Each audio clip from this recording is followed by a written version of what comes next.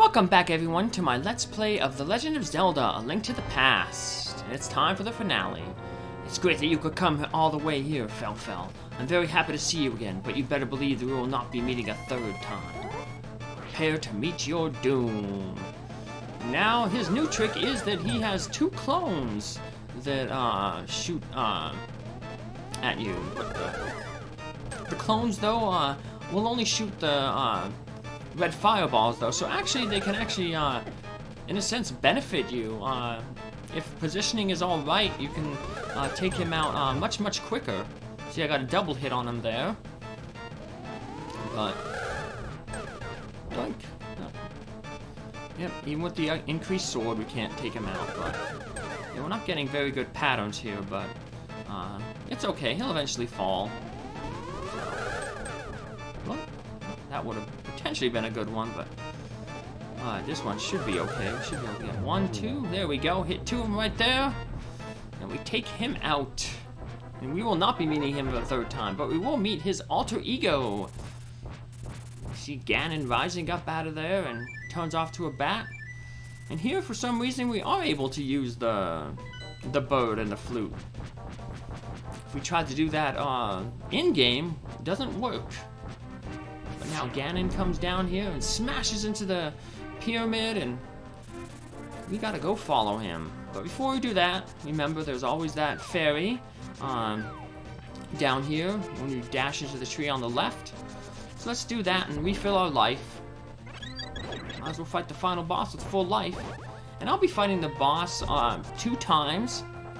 The first time here I'm gonna show off a way to defeat Ganon without using the silver arrows. And it's a trick that speedrunners use, because then you don't have to get the silver arrows and you don't have to get the best sword. But I never imagined a boy like you would give me so much trouble. It's unbelievable that you defeated my alter ego, Agahnim the Dark Wizard, twice. But I will never give you the Triforce. I will destroy you and make my wish to conquer both light and dark worlds come true without delay. So the first phase, he's just going to spin around, throw this trident at us. He's just going to deal a little bit of damage, and then he moves into a second phase. This is where the cape or the staff of Bryna comes in handy. Because you want to be close to him to keep hitting him. Enough that he goes into his next phase, which is where he jumps around. And you want to hit him as soon as he appears. Because if you hit him before he jumps, he won't summon one of those bats to fly around. He's just going to teleport around. He's going to knock down all the floors on the side. You're doing well, lad, but can you break through the secret technique of darkness and guard? And there's a little secret here. If you're quick enough, if you light one of the torches before the second one goes out, it'll stay lit forever. But I messed up there, so I'm gonna have to use a bunch of magic power to defeat him this way. Now, the way you want to do it is you want to charge up your swinging sword, and then right before he teleports, you swing your sword, and you'll register a hit. If you go too early, you'll freeze him, and he'll turn blue, and that's your time to hit him with the silver arrows. If you hit him too late, you're gonna miss. So you just gotta wait until after he throws the firebird, the fire bat, and you'll hear the sound when you do hit him. You just wanna charge up that spin attack, and then after he throws the bird, and right as he's about to teleport, that's when you do your sword swing. So we're gonna go through a lot of magic here just because we're, but that's where the blue potions are gonna come in handy.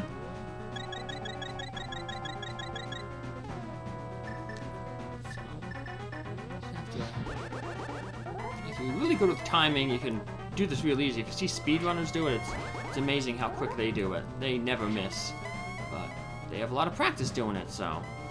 Most folks are just gonna defeat Ganon the way that I will after this, so. Swings. You might get about 2 or 3 teleports before you have to relight the torches. Now, if you're fighting him the normal way, as soon as you light both of the torches, you'll notice that he pauses for a little bit. He, like, puts his cape over his eyes. that's a good time to freeze him. Hit him and freeze him to hit him with the silver arrow. And when you do hit him with the silver arrow, it's usually best to hit him from the side, because if you attack him from the side, you can hit him twice per frozen cycle.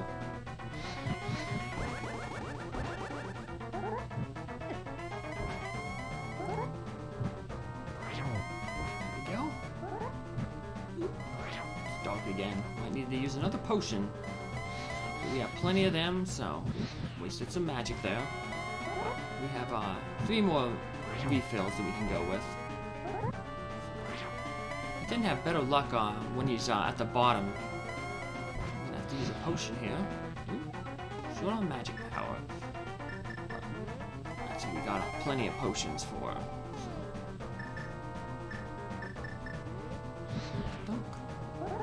He's at the bottom here. Maybe we can get him here. Nope, missed. Yeah, it really helps if you get that glitch where the one of the torches doesn't go out. Because basically you're doubling your magic power. So, hey, and after that, we eventually defeat Ganon without use of the silver arrows. But let's defeat him with the silver arrows. And all we have to do is just fall down one of these holes that he created. And I guess they put this here if you don't know what how to defeat Ganon, because we're going to get a little clue here up top. When Ganon is stunned, give him his last moment with a silver arrow. Do you understand, Felfel?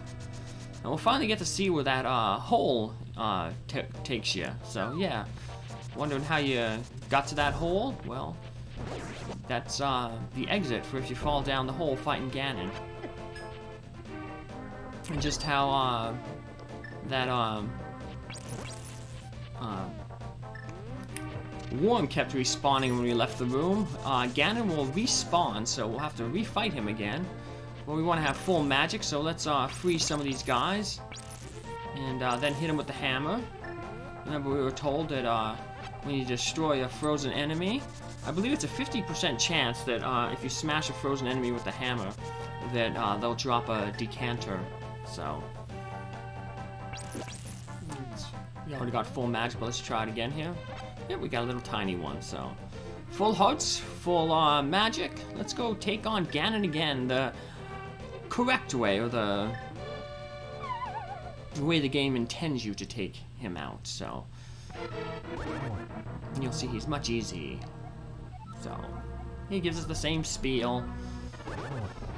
He seems very confident for just having been defeated by Felfel, but since one of bad guys never not overconfident. After we hit him a few times there, should be good. You see if he if his trident disappears when he teleports, then you know that he's on to his next phase. This one will be similar again. Let's try again, see if we can get the glitch where the torch doesn't light up, so, or doesn't go out, it stays lit.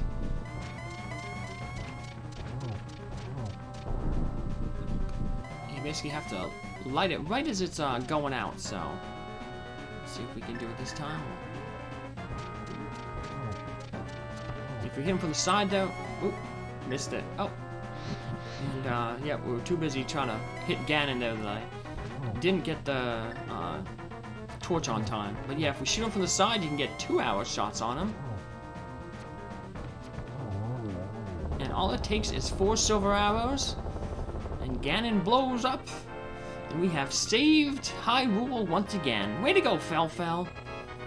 Now all we have to do is check out the ending. So this time, instead of falling down the pit, we're gonna head into the door where the Triforce, the golden power, awaits. All 3: wisdom, courage, and power.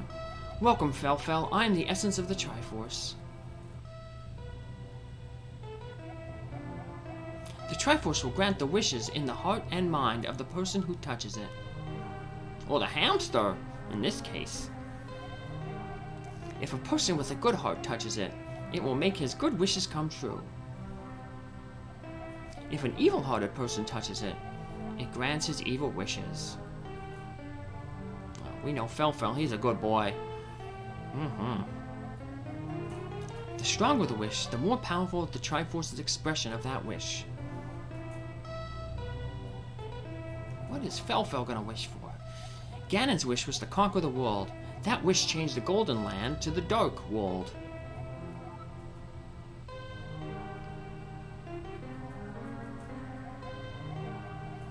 Ganon was building up his power here so he could conquer the Light World and make his wish come completely true. I think Felfel's gonna wish for happiness. But now, you have totally destroyed Ganon. His Dark World will vanish.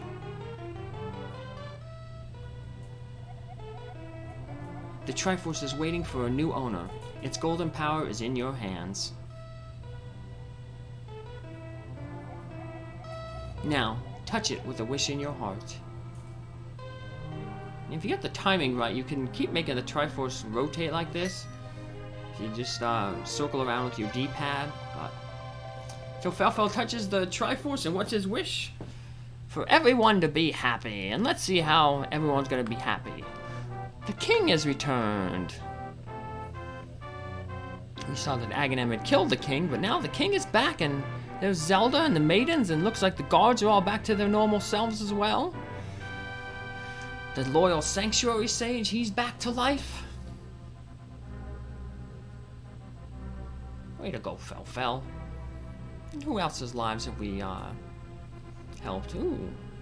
Sir Asala has come home. The brothers ain't feuding. No more soldiers patrolling the town. Vultures rule the desert. There they are. And hey, it's our buddy the former thief. Looks like he got a chest opening business. Maybe he can be a locksmith now. The bully makes a friend. Let's see what they look like in the real world here. And the guy's like a little round head. And our uncle has recovered. Ta-ding! Yay! And Zora is selling his flippers. Hopefully he's selling them for a little less than 500 rupees. Not too many people are going to be able to afford 500 rupees. Witch and assistant. I believe in the Game Boy remake, Game Boy Advance remake, the assistant is switched with syrup. I think they, because in the Oracle games, the witch is replaced with syrup, and the thing is Maple. Because in the Oracle games, there's a witch's assistant who flies around. Her name is Maple. There's a witch syrup, so they kind of retroactively changed them for this game, so.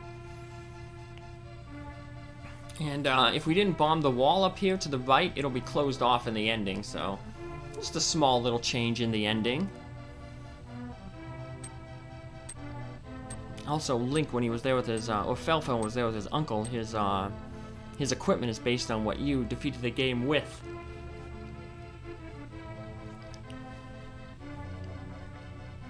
Bug-catching kid. He's healed. So now he can go catch the bugs or the fairies. Maybe he'll catch a good bee and he can sell it to the merchant. Buy some flippers.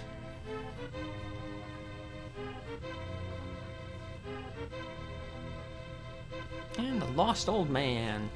Still wandering Death Mountain. Maybe he'll run into the bully and his new friend. Maybe we should have gave the old man a hammer. That way he can knock down those, we can give him the hammer and the hook shot, that way he can fully explore Death Mountain. You see that little guy up there in the upper left? Yeah, if you throw magic powder on one of those green guys, they turn into one of those silly looking faces with the big buggy eyes. And the Master Sword sleeps again, forever. Well, until we play Parallel Worlds. But that'll be in another day, so. now we're gonna get to see the credits of all the people who made this game, and they'll also get a little bit of a, it'll give a ranking, so, for the game, or the amount of games that we played, so. And games played is based on how many times you either saved your game, or were defeated and not revived by a fairy, so. So let's just talk a little bit about the game. It's a really enjoyable Zelda game. It might be one of my favorite Zelda games. Sometimes I debate whether it's this game or Link's Awakening, the next Zelda game that I'll be playing and uploading. Link's Awakening takes place after this game on the Zelda timeline. This is actually one of the older Zelda games. Goes into the origin of how Ganon turned into the pig monster that we kind of know him as. So, Zelda has a really strange timeline. People have debated it for a long time, but anyway, yeah, it's definitely either my favorite Zelda game or my second favorite Zelda game, depending on how I feel. It's some things can be kind of tricky. Your first playthrough through it, but then when you solve them, you get a really good sense of satisfaction, and you come back and think of the next time you play, you're like, how did I miss that? So it really forces you to pay attention, especially like when trying to find heart containers. You have to keep track of, hey, there's an area I couldn't get to, there's a ledge I can't reach, there's a cave I can't reach. How am I going to get to that? And then you got to remember later on when you get new tools, like the ability to transfer between the light and the dark world, that, hey, this might let me work back to get to that ledge or that cave entrance that I couldn't get to earlier. So it takes a lot of remembering, and then, remembering past things, and then using the new tools that you get to overcome those obstacles that you remember from the past. So, but it gives you a good sense of satisfaction, like I said, when you do that. So, but it's pretty much after this. Zelda started becoming 3D though, and I'm not really a fan of 3D games. When the N64 came out, and then the GameCube and the Wii games started going 3D, so I never played any of the 3D Zeldas, and it kind of messed with me. So you won't see any of them, but you will see a few more Zelda games in the future here coming up. Like I said, I got Link's Awakening to do. Also, I got the Game Boy Color Zeldas, the Oracle games. I mentioned them a little bit with Maple and Syrup there, the Witch's Assistants. And then I eventually got the Zelda Classics program, where people do a lot of homemade Zelda, so I have quite a few of them to go on. So there'll be plenty more Zelda action to go, but in the meantime, I hope you enjoyed this little Let's Play of The Legend of Zelda, A Link to the Past, and I hope I've done Felfel, done him a great honor, and his mom, and made him happy, and all the other people at Marty Mouse House Minions who I try to honor their pets with by naming the heroes of my games after one of their deceased pets. So, hope you enjoyed this, and I hope you continue to follow my Let's Plays, and take care, have a good one, see you around, thanks for your support, bye!